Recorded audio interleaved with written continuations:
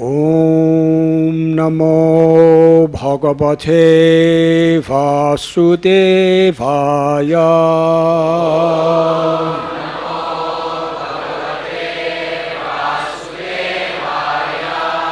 Om Namo Bhagavate Vasudevaya.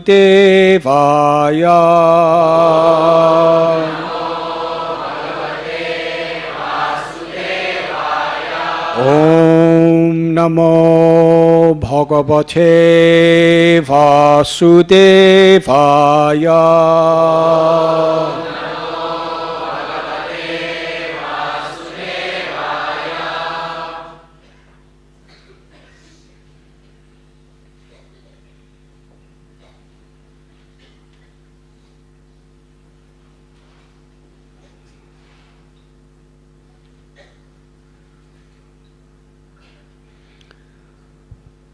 Sadevaki sarvajagan nibasa.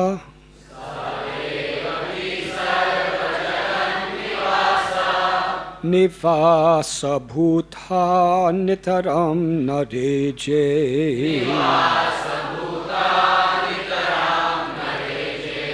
Bhojendra gehegni sikhe varudha.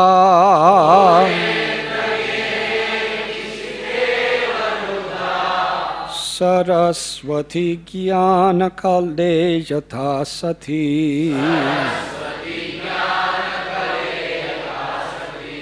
Sadevaki Sarvajagan Nivasa.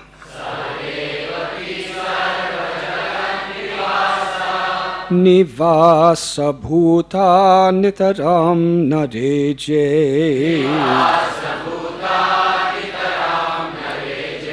Bhojendra gehegni sikhe varudha.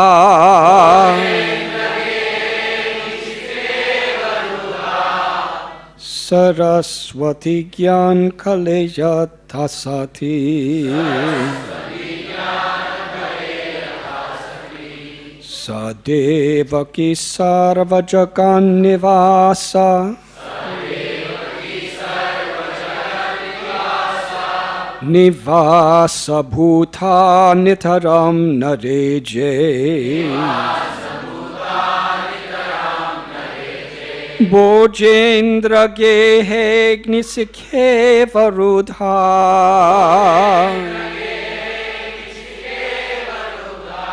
Saraswati Jnana Kale Yatha Sati.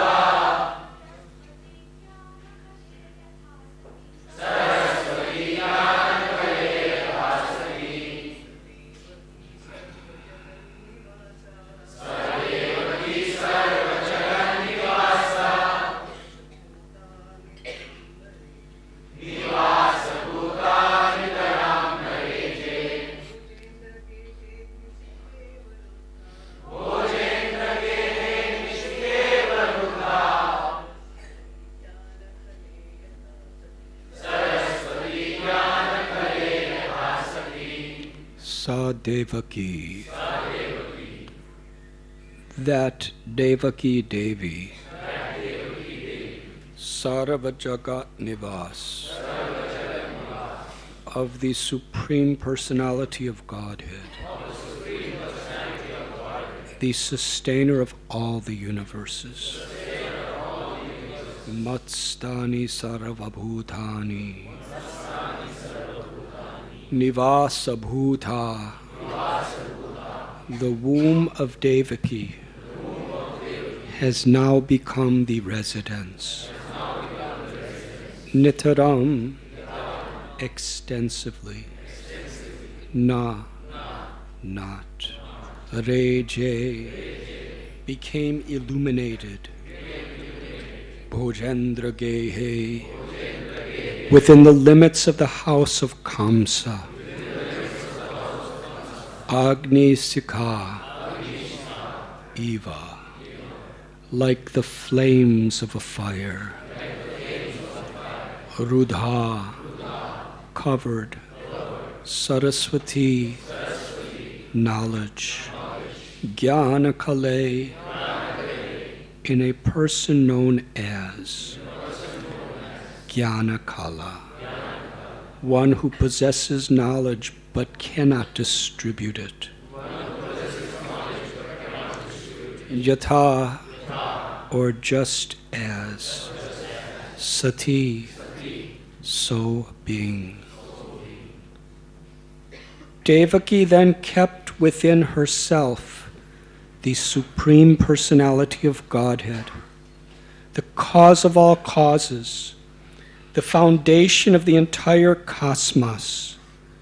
But because she was under arrest in the house of Kamsa, she was like the flames of a fire covered by the walls of a pot, or like a person who has knowledge but cannot distribute it to the world for the benefit of human society.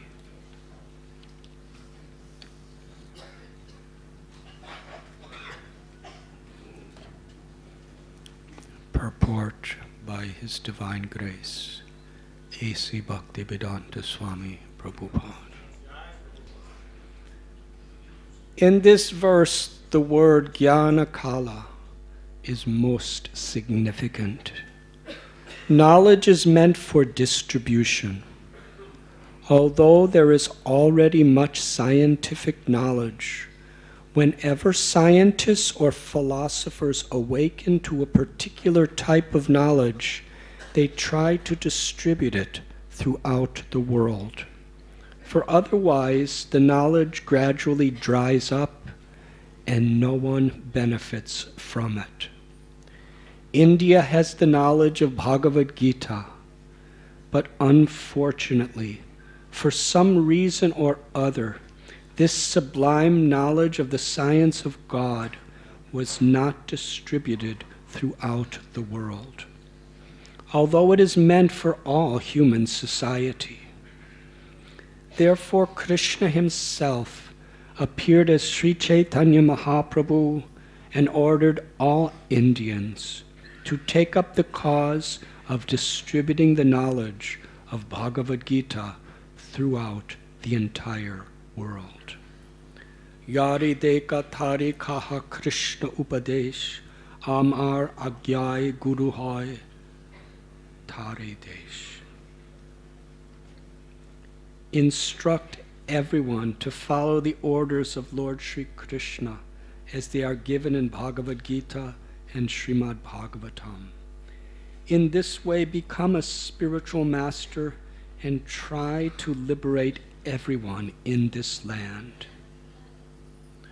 Although India has the sublime knowledge of Bhagavad Gita, Indians have not done their proper duty of distributing it. Now, therefore, the Krishna consciousness movement has been set up to distribute this knowledge as it is, without distortion. Although previously there were attempts to distribute the knowledge of Bhagavad Gitas, these attempts involved distortion and compromise with mundane knowledge. But now the Krishna consciousness movement, without mundane compromises, is distributing Bhagavad Gita as it is, and people are deriving the benefits of awakening to Krishna consciousness and becoming devotees of Lord Krishna. Therefore, the proper distribution of knowledge has begun, by which not only the whole world will benefit, but India's glory will be magnified in human society. Kamsa tried to arrest Krishna consciousness within his house, Bhojendra Gehe, with the result that Kamsa, with all of his opulences, was later vanquished. Similarly, the real knowledge of Bhagavad Gita was being choked by unscrupulous Indian leaders, with the result that India's culture and knowledge of the Supreme were being lost. Now, however, because Krishna consciousness is spreading, the proper use of Bhagavad Gita is being attempted.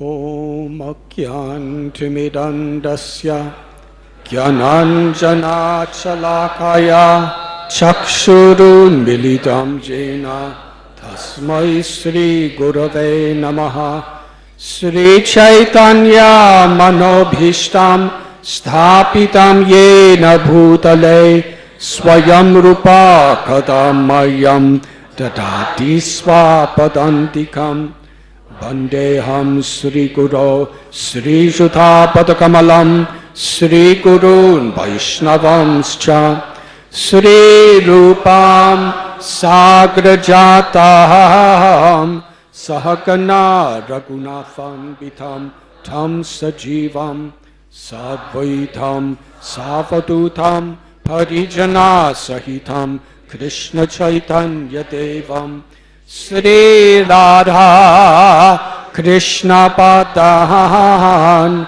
Sahakana Lalita Sri Vishakam Vitamscha He Krishna Karuna Sindhu Dinabandhu Jagatpate Gopesha Gopika Kanta Radha Kanta Namostate Tapta Kanchana Gaurangi Radhe Vrindavaneshwari Vrishabhanu Sute Devi Pranamami Hari Priye Vancha Kalpatarubhyascha Kripa Sindhubhya Evacha Patitanam Bhavanibhyo Vaishnavebhyo Namo Namaha Sri Krishna Chaitanya Prabhu Nityananda Sri Advaita Gadadhar Shivasati Gaura Bhakta Vrinda Hare Krishna Krishna Krishna Hare Hare Hare Rama Rama Rama Hare Hare.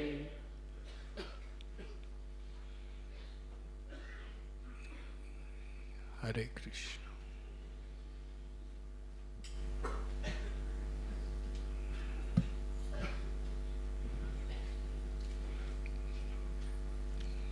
Today we are inaugurating the 2015 December book marathon. So it was the book distribution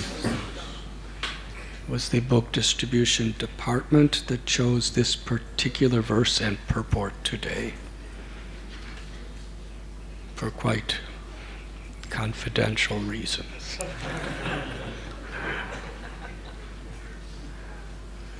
And the reason we are having this special class is because of how special this event actually is. Throughout the world, we are celebrating the 50th anniversary of Srila Prabhupada departing from Vrindavan. And you know where he came after that? He came to Mumbai. 50 years ago, he came to Bombay, where he was literally begging for a passage on a cargo ship to go to the West. In 1922, Srila Prabhupada, on the first meeting of his Guru Maharaj, Srila Bhakti Siddhanta Saraswati Thakur Prabhupada, he was given an instruction to bring the message of Lord Chaitanya Mahaprabhu, which is the very true essence of Bhagavad Gita and Srimad Bhagavatam, to the whole world in the English language. And from that day in Calcutta, Srila Prabhupada accepted that order as his life and soul. And although he was a householder with a wife and child and many responsibilities, in his heart of heart, he was always meditating on how to do this. Eventually, he retired from his family life for this purpose alone. Many people retire because they're just tired. I guess that means retired. It means retired means really tired.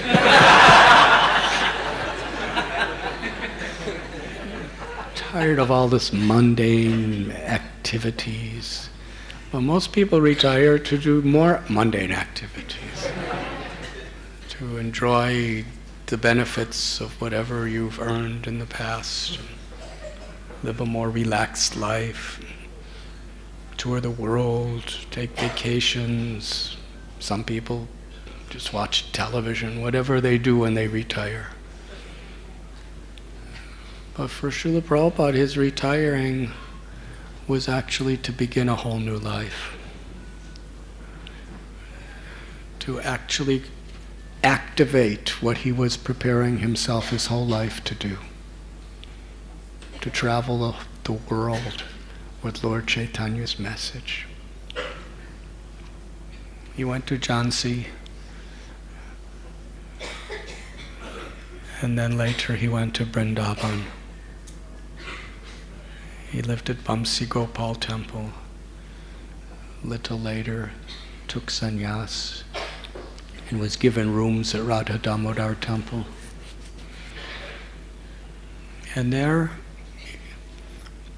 he was serving practically day and night in preparation,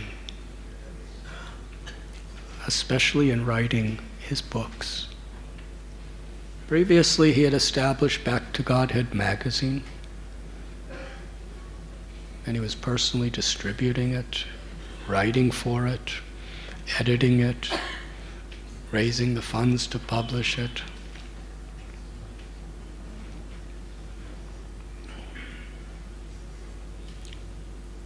Lord Chaitanya is the very personification of Srimad Bhagavatam. To bring his message to the world is to bring the message of Srimad Bhagavatam.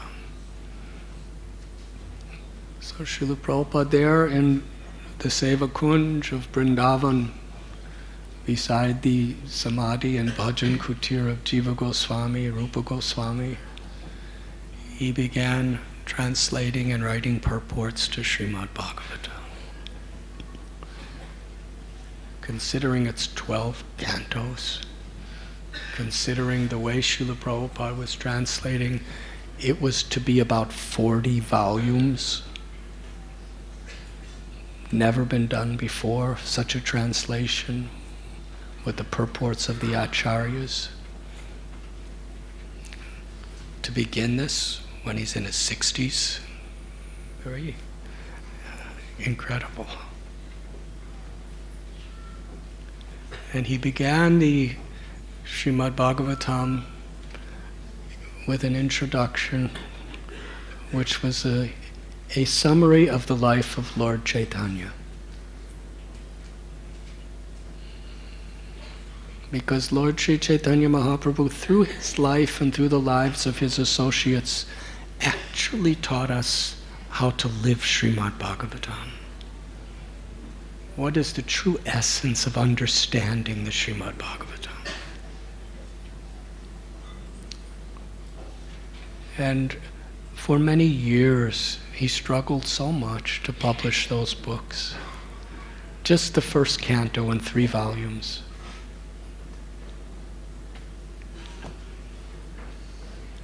In those days, in the early 60s in India, it was an incredibly difficult, politically charged challenge just to get paper for printing. Not like today. Paper was very regulated. And Srila Prabhupada, every possible obstacle came in his path for every stage of his purpose. But his compassion for all beings, the parampara of compassion. In Prayag, 500 years ago, this coming year, Rupa Goswami composed a prayer. Namo Mahabharanyaya Krishna Prem Pradayate Krishnaya Krishna Chaitanya Namane Goratveshe Namah. That I offer my sincerest obeisances to Lord Sri Krishna Chaitanya Mahaprabhu, who is the most munificent of all incarnations of the Lord. Although he is Krishna himself, he's manifesting even more munificence, mercy, than even Krishna. Sri Chaitanya Mahaprabhu is Krishna, who comes to taste the sweetness of Sri Radha's love, and with Sri Radha's compassion, as the mother of all living beings, she's come to this world to nourish all of us with something so precious and so rare. Lord Chaitanya has come to give us the understanding of the love of Sri Vrindavan Dham, the love of the Gopas and Gopis. He's come to teach us how to be a part of Sri Radha's love in such a way that he does not consider who is fit or unfit. In the age of Kali, even where people are so disrespectful, so alienated from any true dharma, he's coming to give what even the demigods cannot achieve very easily. Dina hina yatta chilo harinam utarila. Even to people like Jagai and Madai, he's giving the love of the Vrindavan residents. So it is this compassion. Sri Chaitanya Mahaprabhu appeared at the time of the Yuga Avatar. Every yuga there is an incarnation who establishes the particular recommended religious principle for that age. Once in a day of Brahma, Krishna himself, in the mood of the love of Sri Radha, appears. And the Yuga Avatar and all the other avatars that have ever existed all are within that original form of Krishna Chaitanya Mahaprabhu.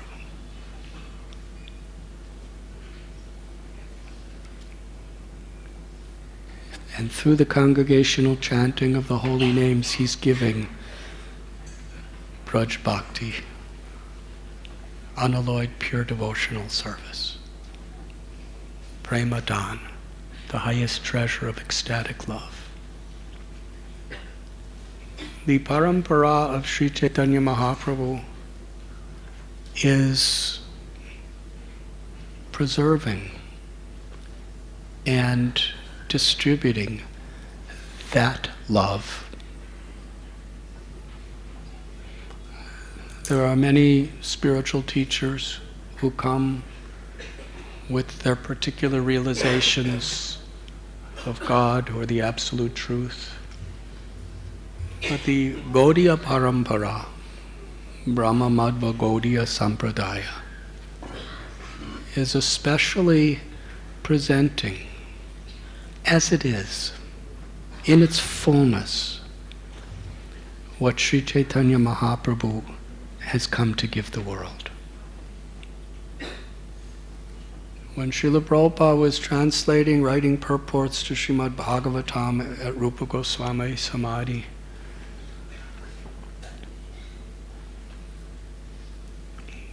he was preparing to bring the full mercy of Lord Chaitanya to the whole world. It was not only that compassion of Sri Chaitanya Mahaprabhu and Nityananda Prabhu that Srila Prabhupada was teaching, but it was the mercy, the compassion, the love of Lord Chaitanya, Lord Nityananda, the Panchatattva, that Srila Prabhupada was living, that he was personifying.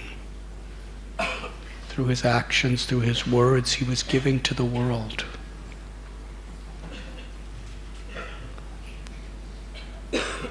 And therefore Srila Prabhupada never personally took credit for anything he had done. He would always give credit to his Guru Maharaj. He would always give credit to the parampara, that eternal flow of grace coming from the heart of Sri Chaitanya Mahaprabhu. So this really is a special year because it is the 500th anniversary of Lord Chaitanya coming to Vrindavan. Sri Chaitanya Mahaprabhu performed his pastimes for 48 years within this world, and of them only 2 months he lived in Vrindavan, although his whole life internally was manifesting the very essence of Vrindavan. In Krishna's Leela, Srimati Radharani never left Vrindavan, except to go to Kurukshetra to be with Krishna, to bring him back to Vrindavan. And she prayed to Krishna in Kurukshetra, as we read in Chaitanya Charitamrita, that actually I know, Krishna, you're really not happy, fully happy anywhere except Vrindavan. So please come back. We all want to make you happy.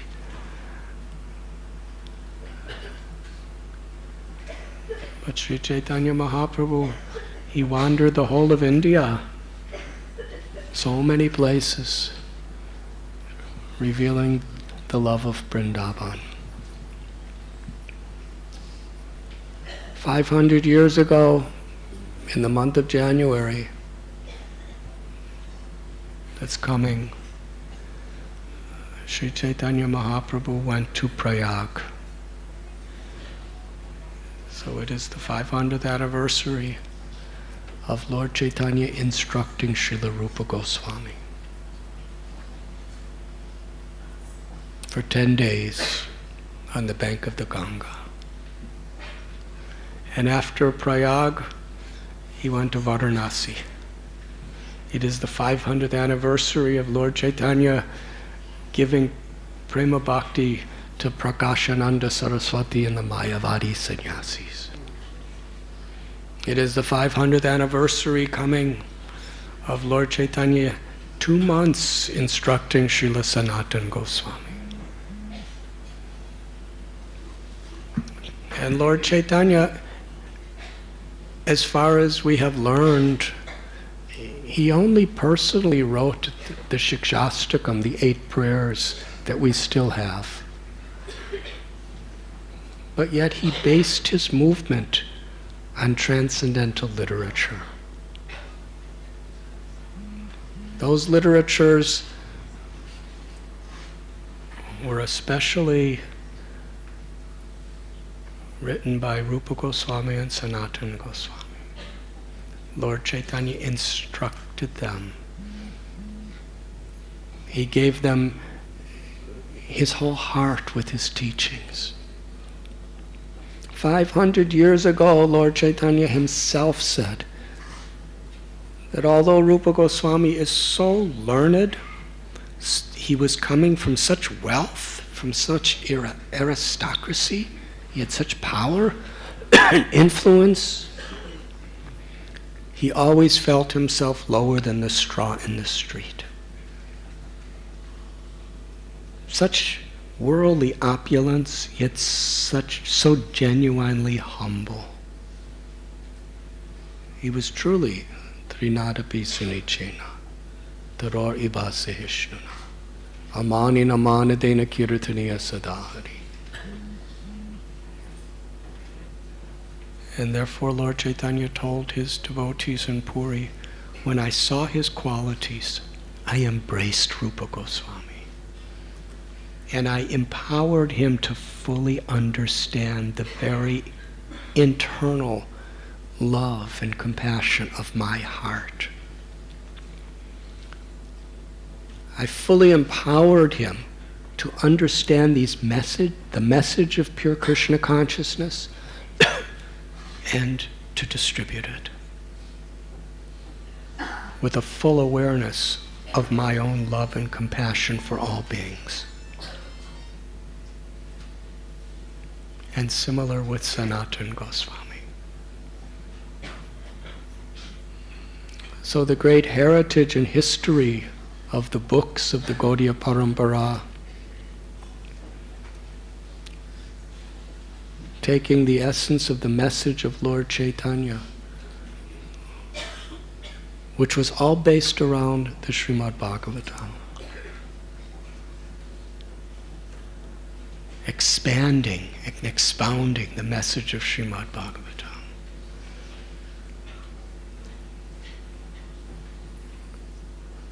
It is 500th anniversary.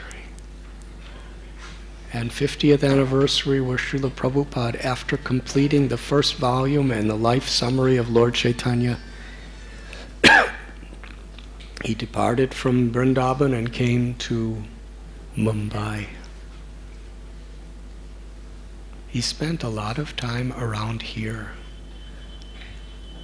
In fact, there's a bookstore just close to here near Grant Road where Srila Prabhupada got his only real contact in America, outside of Butler, Pennsylvania, in New York City. So he was distributing his Srimad Bhagavatams right here.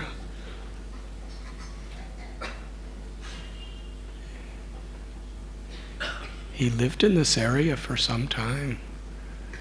And in Juhu, he would go to Sumati Morarji.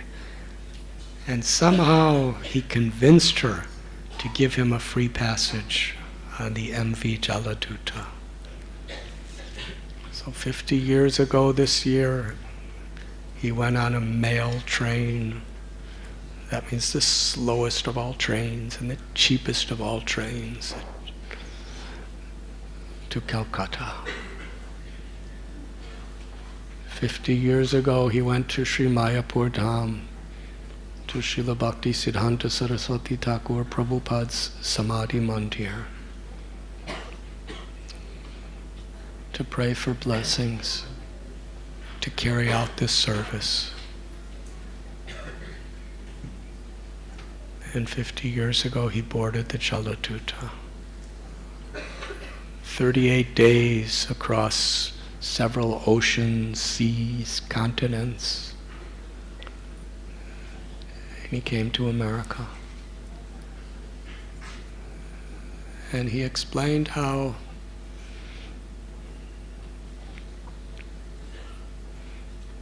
he really didn't know whether he should turn right or left when he came off the Jaladuta. It wasn't like a luxury liner, it was a cargo ship. So the docks of cargo ships are really dirty places. It's just places for giant loads of supplies. Passengers just don't go on cargo ships. So in Boston, he came off for a few minutes or for a half of day, and then New York. And he said, all I had was my faith in my Guru's order, my faith in the holy names of Krishna, and my knowing that I had boxes of Srimad Bhagavatam.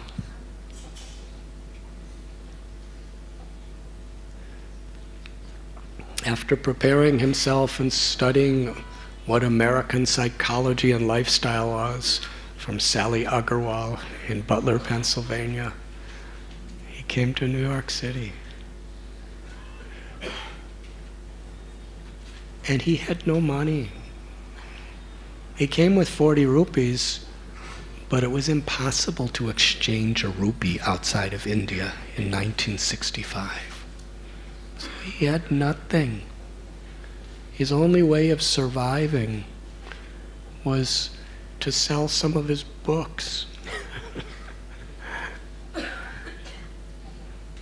And with, he would go to bookstores in New York, he would go to Asian Society in New York, he would go to people.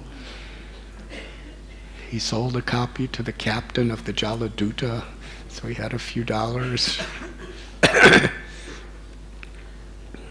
In his diary, he writes how I bought like 2 potatoes for 12 cents.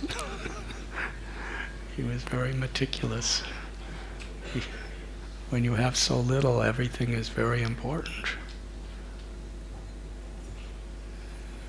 And as we were explaining in Vrindavan, he was writing to some of his godbrothers, please help, there's good scope. But nobody thought it was possible. So nobody could help him.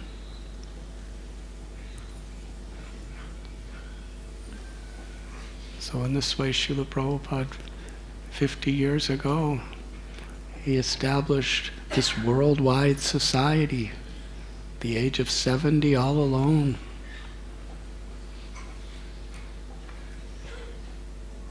But wherever he was,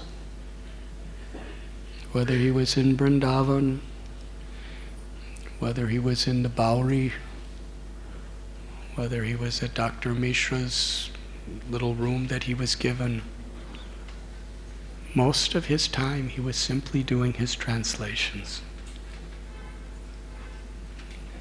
And he especially wanted Bhagavad Gita to be presented as it is to the world. Because Srila Prabhupada, he had his Srimad Bhagavatams, but Bhagavad Gita is the summary of everything within Vedas. Such an important scripture that Lord Chaitanya and Sripad Vallabhacharya and Ramanujacharya and Madhvacharya, everybody, even Shankaracharya, they gave great emphasis on Bhagavad Gita. People wanted to learn Bhagavad Gita. But the translations and commentaries that Prabhupada was seeing in English were not teaching pure devotional service.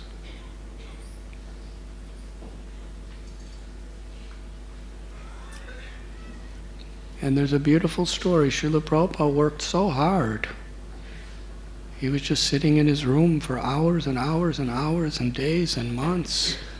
He was meeting people, he was networking, but so often he was just writing his translations and purports for Srimad Bhagavatam and Bhagavad Gita. a little manual typewriter. Later that was stolen. But he never gave up.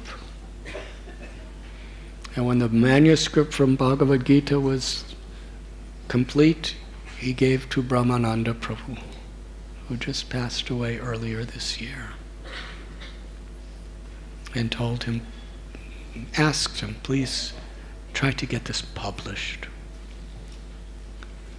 Brahmananda Prabhu went to all the different publishing houses, and they all gave the exact same answer. We have no need for this. There's no money to be made by a Bhagavad Gita from an unknown Swami. So he was quite discouraged. Everyone rejected him. They didn't even consider it. But Srila Prabhupada told him to keep trying. And he kept trying. And meanwhile, Srila Prabhupada got ill and came back to India and went to Vrindavan. And he was getting messages from Brahmananda Prabhu that nobody wants. And Srila Prabhupada says, well, if nobody wants in America, then maybe we should just somehow try to get it printed in India. But Brahmananda Prabhu, seeing Prabhupada's sacrifice and seeing Prabhupada, nothing was impossible. He was in that spirit of Srila Prabhupada. When Prabhupada, when there was no sign of any help or any opportunities, Srila Prabhupada always, out of his deep compassion and faith and love, he kept pursuing his Guru's mission. So that spirit filled the hearts of the people who loved him and who were close to him. Brahmananda Prabhu, Srila Prabhupada let me keep trying, but he didn't know what to do. And then one day, he got a letter. A letter came to 26 2nd Avenue from one of the largest publishing houses in America, Macmillan. And it said, Srila Prabhupada, somebody was attracted to his singing and helped him make a record album. I don't know if you people know what a record album is. It's a vinyl record album that you put on a record player and put a needle on it and it plays. And it was Prabhupada singing the Hare Krishna Maha Mantra and giving an explanation of the meaning of the mantra, and he sings Brahma Samhita and other songs. And on the back of the album there was, 26 2nd Avenue, you can correspond. So Macmillan address was on this envelope and said, I want to order one of these record albums. So Brahmananda Prabhu, maybe this is Macmillan Publishing, they want a record album. They don't want a manuscript, they just want a record album. But maybe I could meet the person who wants the record album, I could give him the manuscript. So he talked to Srila Prabhupada and said, Macmillan publishers are very big and they're very successful and they want a record album. And Srila Prabhupada said, they will publish the book. Prabhupada was so positive. So Brahmananda Prabhu goes to Macmillan, and the person who asked for the record album was the lowest level clerk who had nothing to do with any decisions of Macmillan. He had nothing to do really with the publishing. He was just a clerk.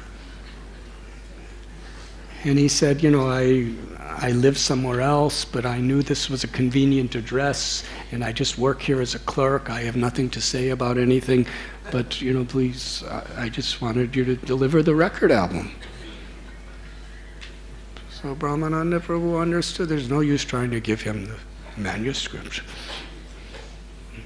And he was really disappointed. Clerk. Prabhupada said, yes, they will publish it. Now what am I going to say to Prabhupada? Just a clerk wants a record.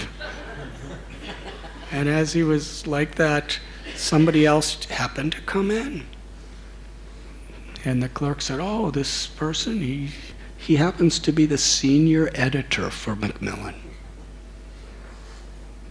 And Brahmananda Prabhu said, and the person looked at the record, and Brahmananda Prabhu said, actually, this record is made by a Swami, and he wrote a translation with a commentary of Bhagavad Gita, and I'm a student directly of that Swami, and he has come to give me this manuscript to give to you, to consider publishing it.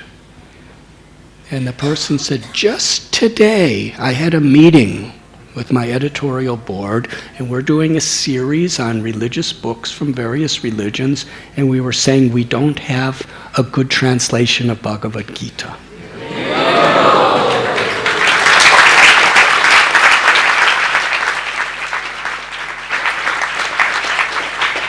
He took the manuscript, and he said, actually, he said, even before even looking at the manuscript, he said, we will publish it.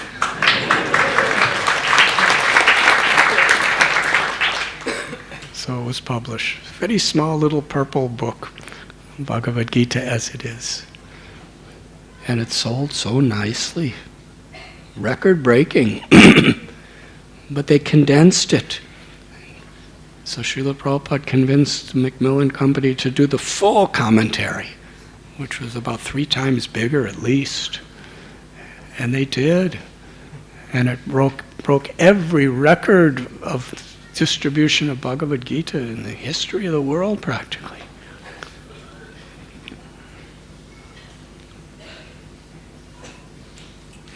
And Srila Prabhupada, he considered these books, as we know, he said his commentaries, his purports were his devotional ecstasies. And just last year I was at the Bhakti Center in New York City. Shrutakirti Prabhu was there, who was Srila Prabhupada's personal servant, at the same time that Shamsundar Prabhu was Prabhupada's personal secretary. And he was telling stories about how Srila Prabhupada would love to have the devotees read his books to him. In Los Angeles, in his garden, they would read Krishna book to him. They would read other books to him. And oftentimes Shrutakirti Prabhu would come in his room and Prabhupada would be sitting there reading Bhagavad Gita as it is. And usually authors don't read their own books because, they already know what's in them. And most authors are kind of like, why did I say that? But Srila Prabhupada, when he would be sitting reading his book, he would look at Shrutakirti Prabhu and say, I did not write these books. Krishna has personally written them. He was not reading, in his mind, he was not reading his books. He was reading the words of Krishna directly, personally.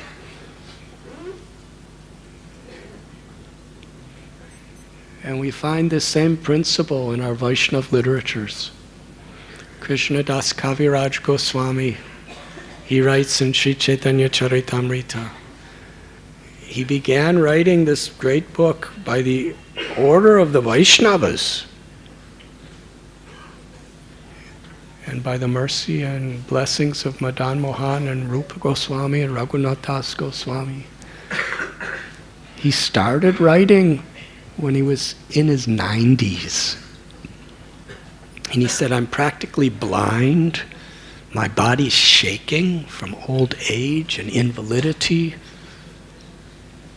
And he was like that when he was starting Sri Chaitanya Charitamrita. And there were no word processors or even dictaphones in those days. He was writing with his own hands. He wasn't dictating. He was writing on palm leaves and tree barks. He said, how am I doing this? He explained, I'm not doing this.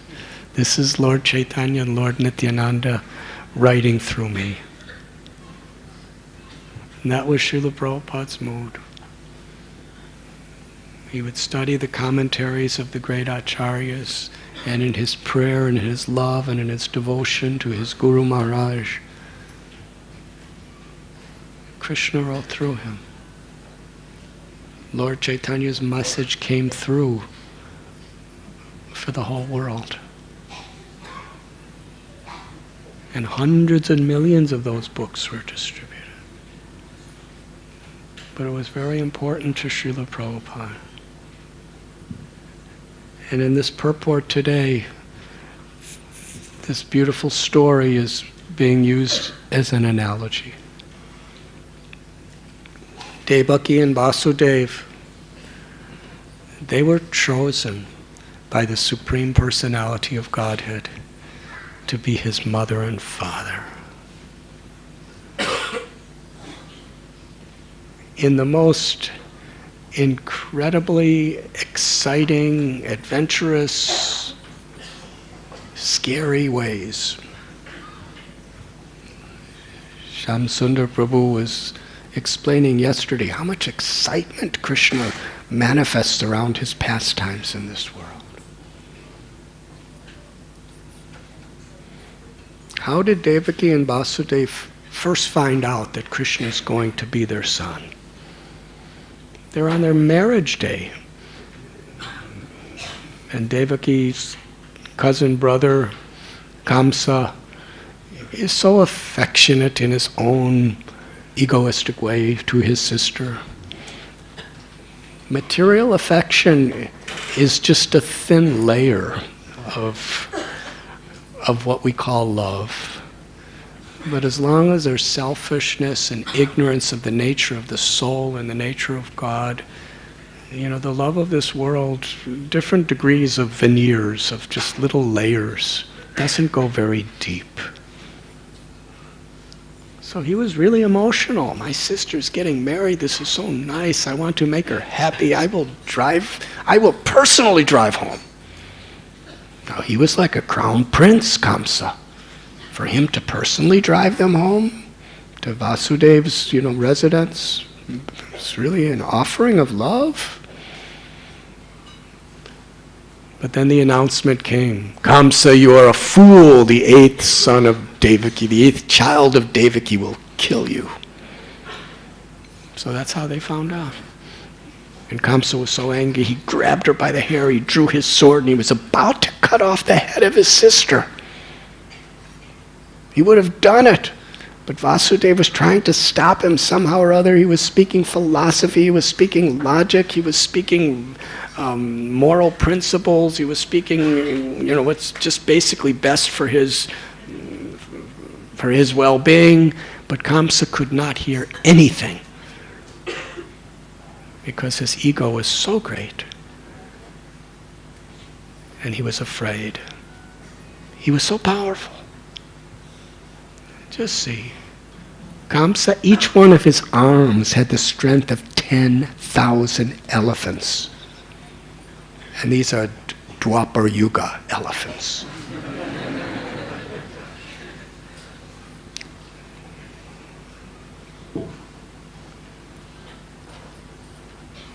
But when he heard that he was going to die, he was so afraid.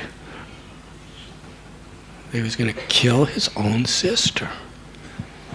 And finally Vasudeva made some negotiation with him. Because where philosophy and logic don't work sometimes, you have nothing to fear from your sister. It's your sons, and I promise to you, every son that is born I will give to you. Kamsa understood, for someone like Vasudeva, there is no possibility that he will ever break his word. Even though Kamsa was such a liar and such a cheater and such a killer,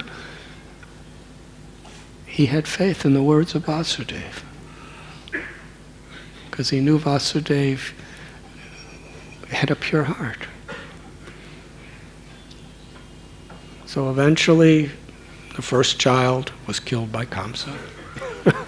And then they put, by the instigation of Narada Muni and he put Vasudeva and Devaki in prison.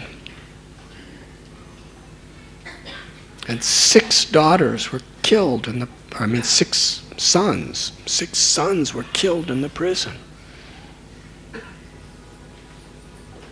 But yet, Vasudeva and Devaki kept having children because they understood this is the will of the Lord. The Lord is going to come through us. And Balaram, Lord Nityananda Prabhu, he appeared within Devaki's womb, and by the arrangement of Yogamaya, he was transferred to his original mother in the spiritual world, Rohini Devi's womb. And then Krishna came.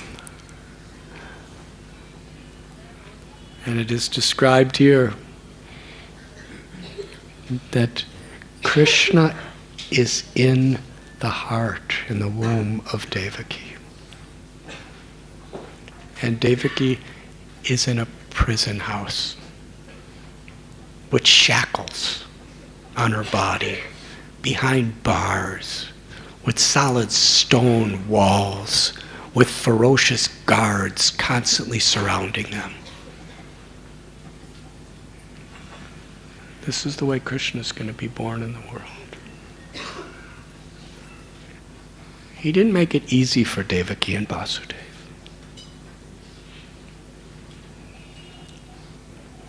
Sometimes mothers in this world, they have a lot of labor pains and everything like that. Devaki didn't have any labor pains. It was a very smooth birth. All of a sudden, the child inside her womb just appeared to her in the air outside as four-armed Vishnu. There was no gynecology necessary. He just appeared. But in other ways, what was her pains? To give birth to Krishna, she was in a prison house for years and years and years. And now Krishna is effulgent within her womb.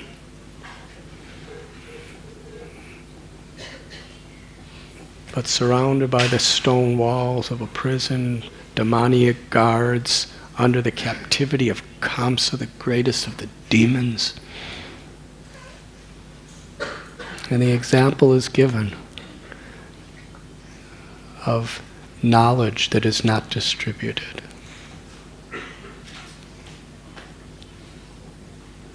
And Srila Prabhupada, in the spirit of Sri Chaitanya Mahaprabhu, in the Bhagavad Gita as it is, in the Srimad Bhagavatam, in these great literatures, is giving to the whole world the deepest, most profound message. And Lord Chaitanya's message is for everyone, to lead the way to the highest liberation.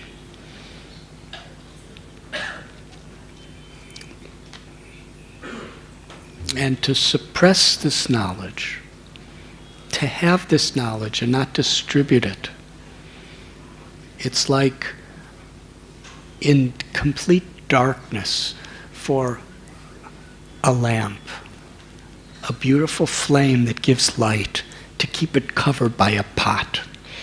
That means the light of the flame could illuminate all directions, but when it's under a pot, everything is just complete darkness. Or a person who has knowledge but doesn't distribute it. When the world is in darkness. Paraduka Dukhi. Srila Prabhupada's motive was very pure. Our suffering was his suffering. Our happiness is his happiness. This is the mission of all the great souls in Parampara. This is Krishna's mission. When Srila Prabhupada was in New York City, there were people who were so well dressed. New York City at that time was by far the wealthiest city on planet Earth. And Prabhupada would go down the most elegant, wealthy street of New York, Fifth Avenue.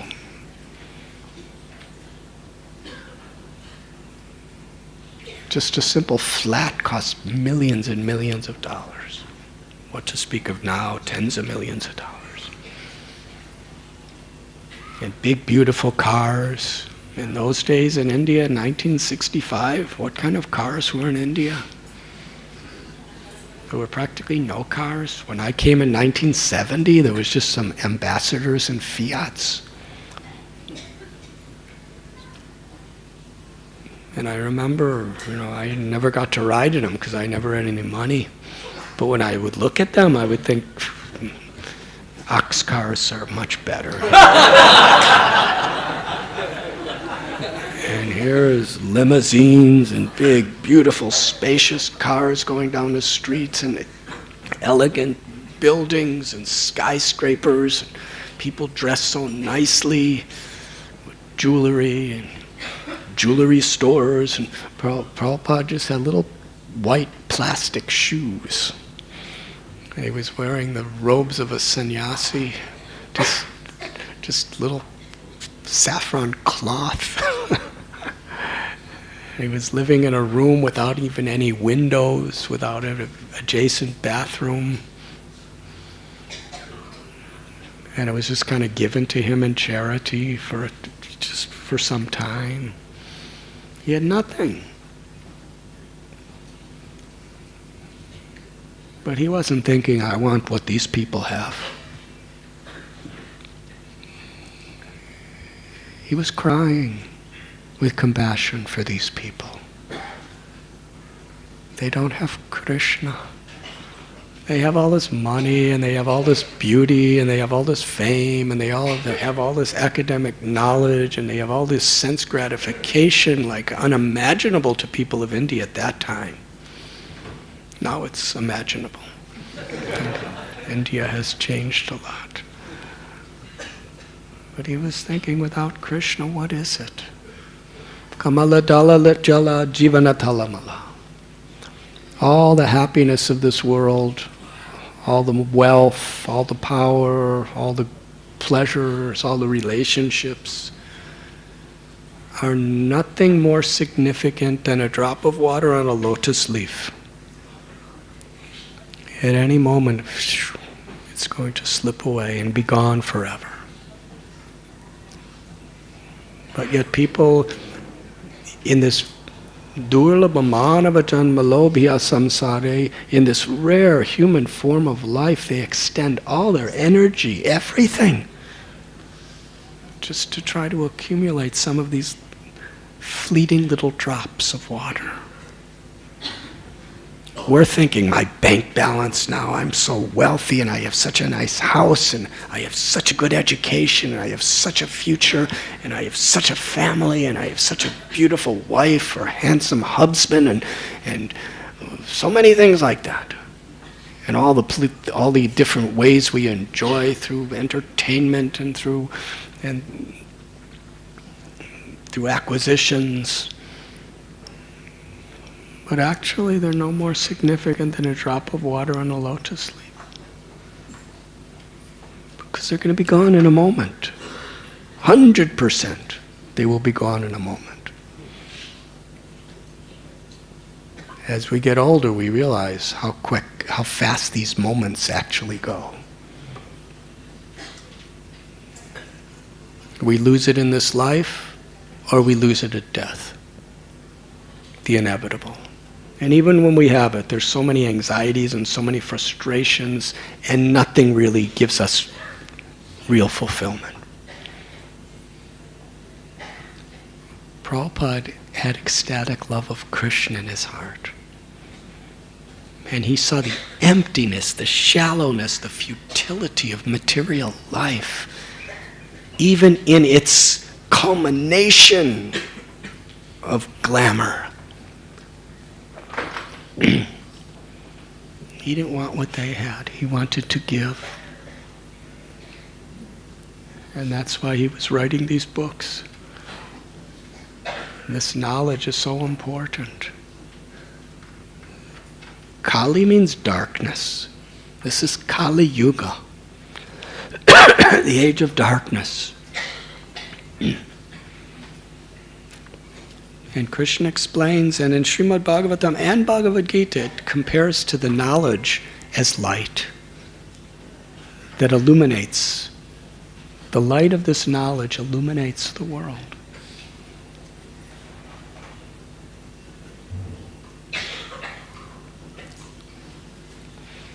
And the greatest blessing we all have is we can participate in helping to distribute this light through the way we live, through the choices we make, through really connecting to Krishna by deeply, attentively taking shelter of Krishna's holy names.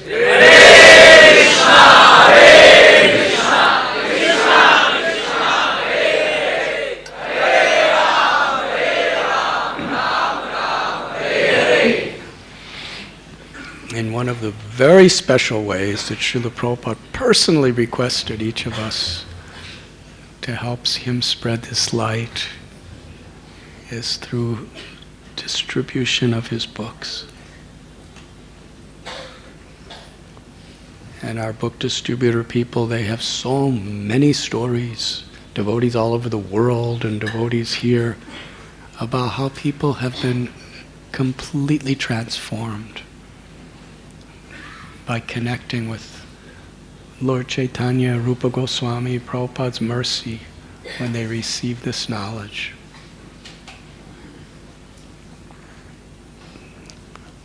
When we give these books, we're giving Srila Prabhupada to them. We're not just giving some paper bound with cardboard. We're directly, personally giving them the Vani of Srila Prabhupada. And the book is like the Vapu. And the sound is the Vani. We're giving Srila Prabhupada, we're giving Srila Prabhupada's heart, his compassion, his love. And we're giving Sri Chaitanya Mahaprabhu, Rupa Goswami, and all of our previous acharyas mercy. Today is the disappearance day of Srila Gaur Kishore Das Babaji Maharaj. He lived in Vrindavan for about 30 years, just living under trees and wandering about, completely absorbed in the highest ecstasies of Sri Radha's love and separation. What Sri Chaitanya Mahaprabhu came to give the world, Gaur Kishore Das Babaji Maharaj personified. Namo Gaura Kishoraya Sakshad Vaidagya Murteye Vipula Ramba Rasambodhe Padam Bhojayate Nama. He was personification of renunciation. He lived like the 6 Goswamis.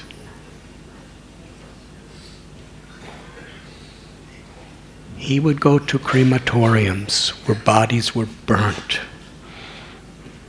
And the cloth of the dead bodies, he would take that cloth from the dead corpses and wash it. And that's the only thing he would wear. He would sleep on the ground or sleep under trees. He was a personification of renunciation. But he was always absorbed in the mood of the servant of Sri Radharani, engrossed in the feelings of separation from Krishna. And he lived in such a way. Jagannath Das Babaji Maharaj, after Bhaktivinoda Thakur discovered Lord Chaitanya Mahaprabhu's birthplace at the Yoga Pit in Sri Mayapur Dham, Jagannath Das Babaji Maharaj instructed Gaura Das Babaji to come to Navadvip. And he came there and lived the rest of his life. He would live under a little place, kind of like an upside down little thing that are on old fishing boats. And people would go around there and pass stool and urine on the banks of the Ganga. And he would just do his bhajan. And there are many stories. In those days, so many people would come to sadhus because they want something material. So he would stay in places that were quite abominable so that materialistic people would not bother him. But there's a particular story where one man, he came, he really wanted some material blessings from Gaura Das Babaji. So he actually went to that area under that little kind of boat that Gaura Das Babaji was sitting there and doing his bhajan, chanting the holy names and praying and calling out names and prayers for Radharani and Krishna. And this devotee, or this person, he was a business person, he said, "Babaji Maharaj, give me your blessings." And Gaura Das Babaji Maharaj could see the heart of everyone. So he saw this person had material motives. He said, "I don't give blessings. I don't give material blessings. Get out from here." He said, No, I don't want material. Just give me your blessings." He said, "Get out from here. I don't want to give material blessings." He said, "Babaji Maharaj, no, I'm here. I'm very devoted to you. I want your blessings." He said, "Okay. My blessing is you stay here with me for the rest of your life. And you chant Harinam." And the person ran away. And never ever came back for blessings. So he was very strict. And at one time, there was a wealthy person who was a very good devotee, and he couldn't tolerate seeing Gaura Das Babaji Maharaj living in such a secluded place. His nature, he was living, this kind of boat structure that he was living under. It was open on all four sides. It was just like a little, really dilapidated little roof over him. Turned over boat kind of. And in winter it was very cold, so someone gave him a blanket. Then the next day the person came to see if he was warmer with the blanket, and he wasn't wearing the blanket at the coldest time of the day. The person was thinking, "Where's the blanket?" And then he saw Srila Gaura Das Babaji Maharaj just hung the blanket from the boat. "What is that doing?" He said, "Why is it there?" Gaura Das Babaji Maharaj said, "When I look at it, I become warm." It's very renounced.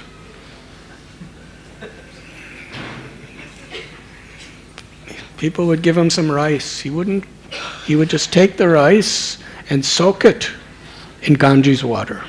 Sometimes Ganges mud. And eat that. Soak the rice in Ganges mud, eat it with some chilies. That's all. If people tried to give him better food, he would, no, not like that. He had a little iron begging pot, and he would wear it on top of his head when he would walk around. So people didn't know what to think of him. We can't imitate him. But Bhaktivinoda Thakur considered him one of the greatest, purest saints, because Bhaktivinoda Thakur could see his heart. And when Bhaktisiddhanta Saraswati Thakur heard him singing beautiful songs about Raghunath Das Goswami. His ecstatic love was so deeply moved by that. With the blessings of Thakur Bhakti Vinod, Bhakti Siddhanta Saraswati Thakur was requested Gaur-Kishore Das Babaji initiation. Gaur-Kishore Das Babaji Maharaj never initiated anybody in his life, and he never had any desire to do so. He said to Bhakti Siddhanta Saraswati Thakur, "You are the greatest scholar in the world, and I'm practically illiterate. You are so influential from such a family, and I'm just living in these different places." At one time they wanted to give him a place in a dharamshala. And he said, "If I go there, materialistic people will come and bother me." But just to please the person who wanted to give him a place in the dharamshala, he agreed to go into the latrine and live there. Hare Krishna. That was his renunciation. So Bhakti Siddhanta Saraswati Thakur and Bhakti Vinod Thakur really wished this initiation to take place, but he refused. And Bhakti Siddhanta Saraswati Thakur, Prabhupada was crying. He said, "Let me ask Lord Chaitanya Mahaprabhu." And a few days later, Bhakti Siddhanta Saraswati Thakur came and he said, "Did you ask Lord Chaitanya Mahaprabhu?" He said, Gaur-Kishore Das Babaji Maharaj said, "I saw him, but I forgot to ask him." And eventually, like Narottam Das Thakur and Lokanath Goswami, seeing the depth of his sincerity and his surrender, he gave him initiation. And even though Gaur-Kishore Das Babaji was living such a reclusive, renounced life that was so difficult to understand to the rest of the world, the instruction he gave Bhakti Siddhanta Saraswati Thakur was to spread Lord Chaitanya's teachings throughout the world.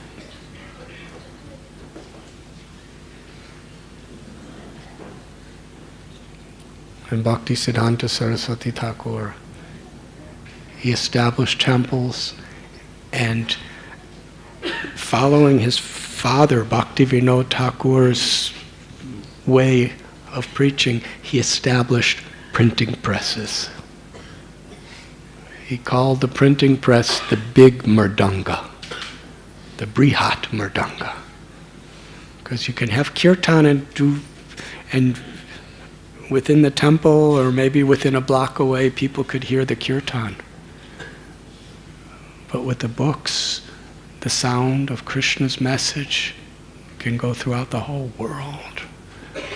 Bhakti Vinod Thakur sent books to London, to Europe, to America.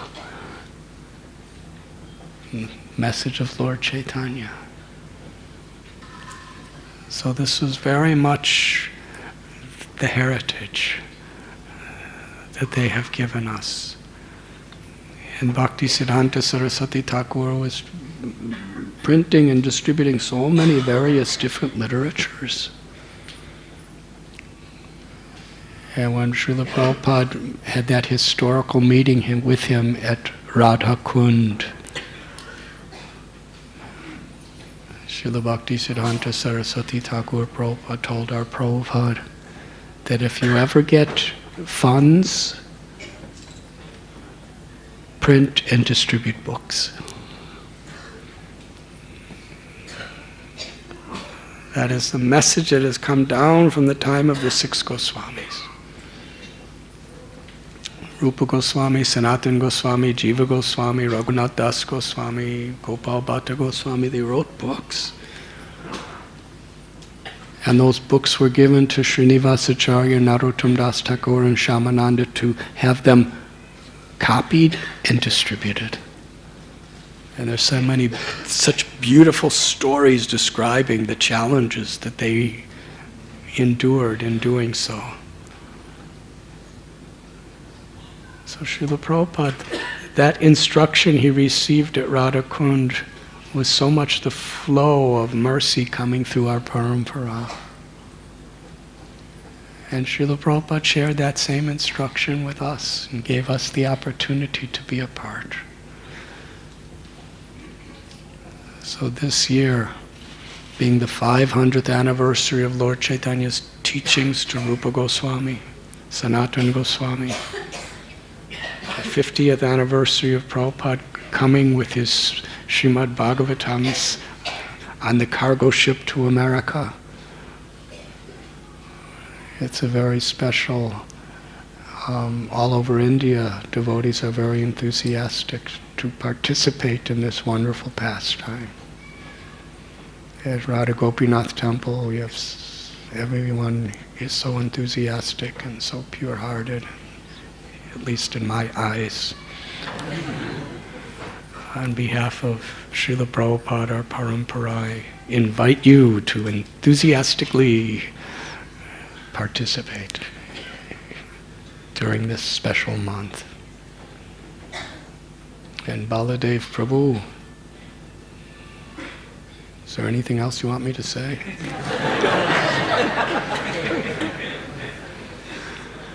He gave me a list of what to say, but I forgot what was on the list.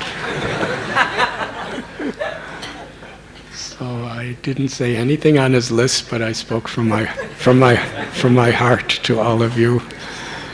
And it's a beautiful inauguration, and Lord Chaitanya came to flood the world with Krishna Prem.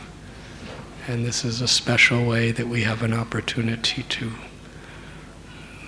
participate in flooding the world with Krishna Prem. Thank you very much.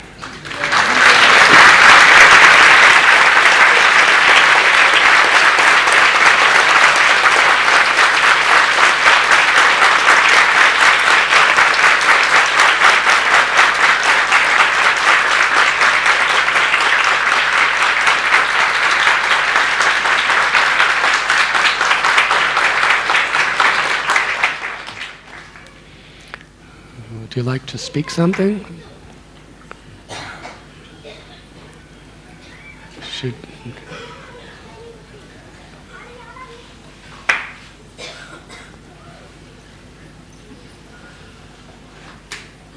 Gauranga Prabhu, he is asking you to speak something.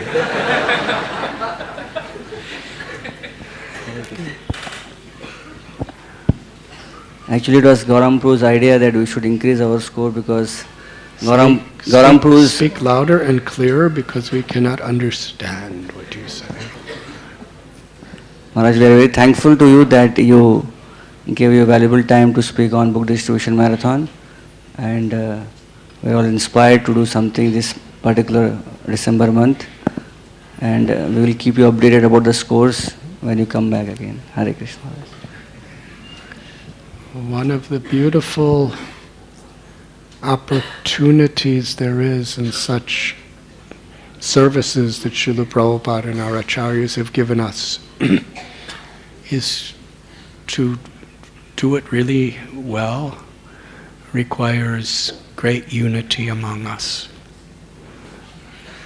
And when we feel a necessity to be united for a higher purpose, that's when our community really grows deeper in bhakti.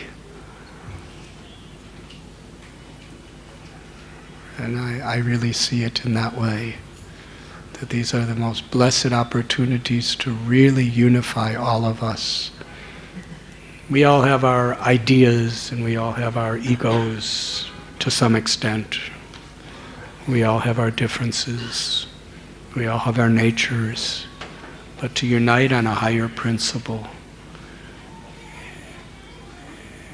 And through Hari Katha, Hari Kirtan, we learn to philosophically, in many ways, we understand the philosophical concept of uniting according to higher principles.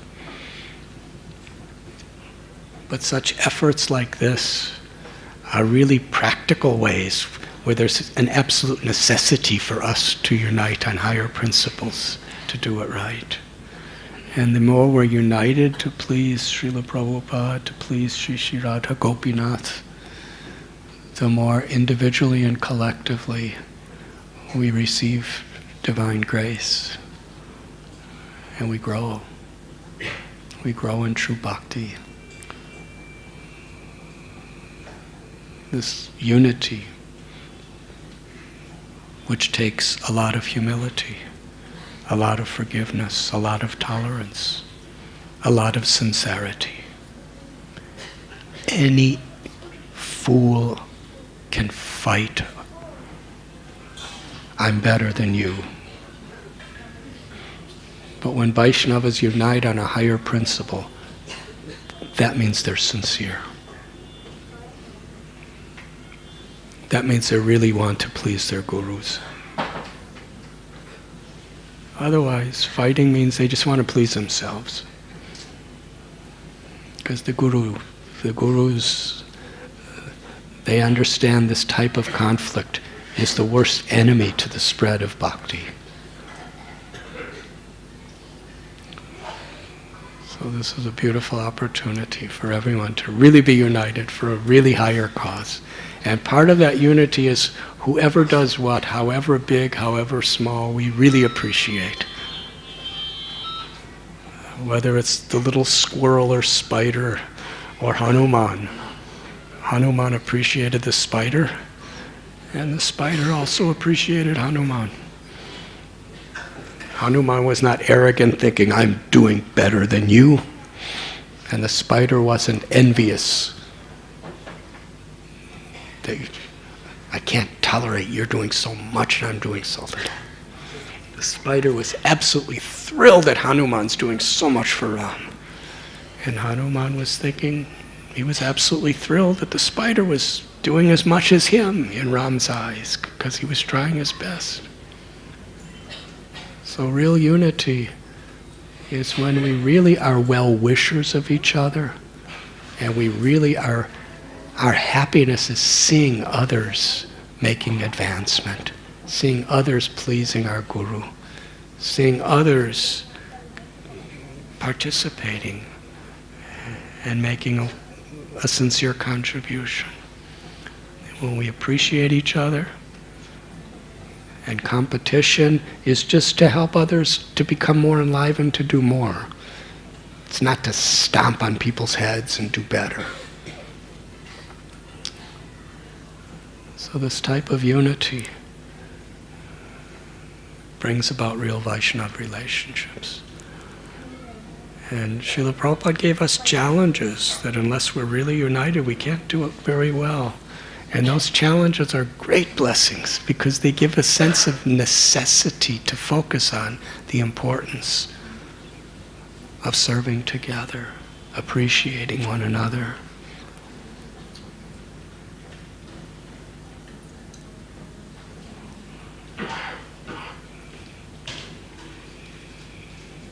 Thank you very much.